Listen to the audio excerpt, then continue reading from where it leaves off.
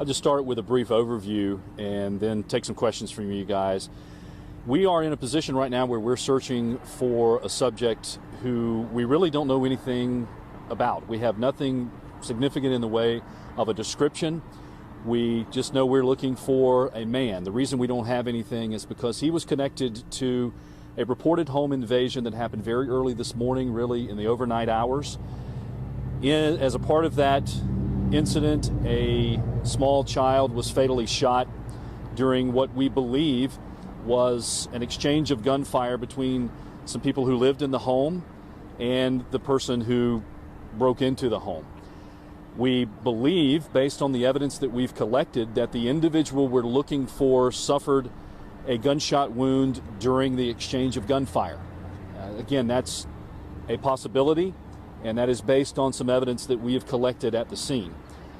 He was wearing a mask during this, so that is the main reason for our not really having any description at all. The witnesses there told us when we responded that that's what they saw, a masked man come in, and so we really don't have a lot to go on when it comes to a description or when it comes to this case as a whole. We have been out over the course of the early morning hours. Again, this happened shortly after midnight. Originally came in as a burglary in progress right around 12:20 a.m. this morning. And we have been out there collecting evidence. We have processed the scene. But right now we are in need of community tips. We feel like somebody might have seen something or heard something at that time of night on the street. It happened in the 100 block of Cedar Vale Drive. 100 block Cedar Vale Drive, again, right after midnight last night, early this morning. So we feel like someone has some type of information that could be very helpful to us. We are searching for this individual. Again, he was wearing a mask. We don't have anything in the way of a description, but we do believe that he was shot during this gunfire. So we're encouraging anyone who might have some information to share that with us. They can do so anonymously by calling Crime Stoppers at 888-CRIME-SC. They can do that anonymously also via the Crime Stoppers app, and they can also go to the website and do the same thing. That's really all we have in the way of any sort of description, is we're looking for someone who we believe might have been shot during this exchange of gunfire during the incident.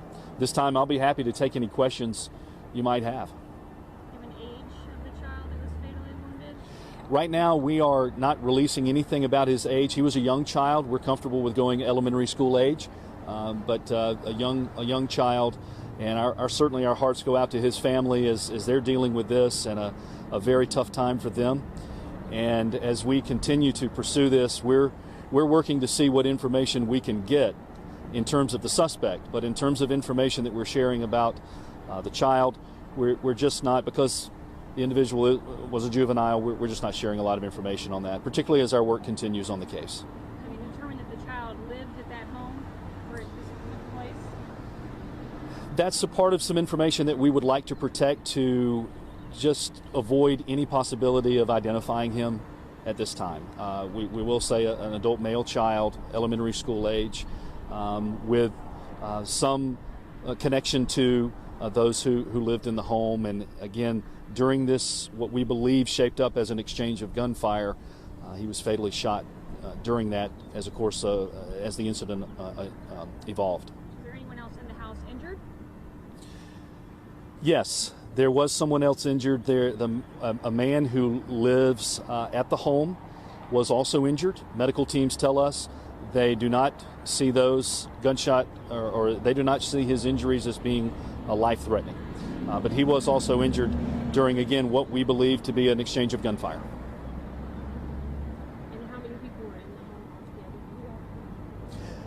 altogether? I don't have a precise number. There were multiple people inside, though. And as far as we know, one person associated with the actual home invasion.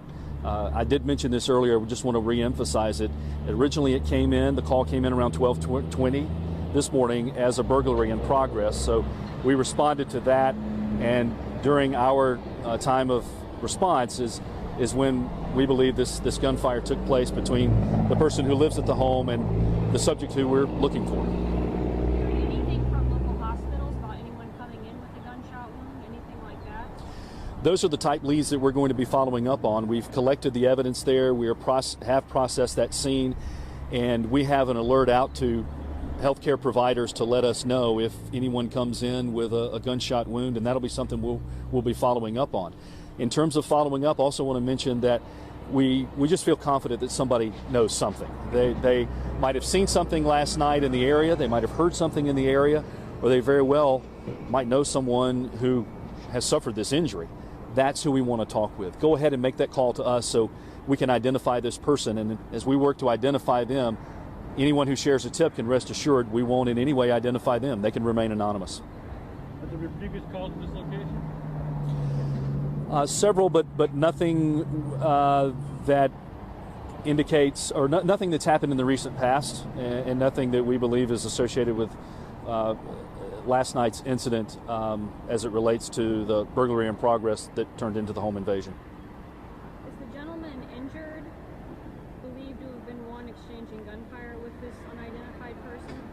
That's a part of what we're looking into. Right now we have way more questions than we have answers, and that's a part of our investigation that we're looking into, and a part of our information that we're gathering and reviewing right now. But we are again looking for this individual, and that's a part of what we're trying to nail down as well in terms of what happened during this time. No clothing description or anything like that, just a mask? We know he was masked, and we believe he was very possibly suffered a gunshot wound during this exchange of gunfire. But this is one of those rare cases where at the outset we don't even have anything at all to go on. We don't have any clothing. We do not. Any sort of description beyond wearing a mask and likely suffered a gunshot wound. Any motive for why he was invading the home at the time or trying to burglarize? That's a part of what our investigators are trying to piece together as well. They're canvassing the area. They've been doing that all day, talking to neighbors and seeing what they can find out on that front, but we don't have anything that we could share, at least on that front. Is that a rural area? No, as I have looked at it on the map, it's somewhere near the Seven Oaks area, right off Highway 1. So really, I guess it's a West Columbia mailing address. So no, residential area.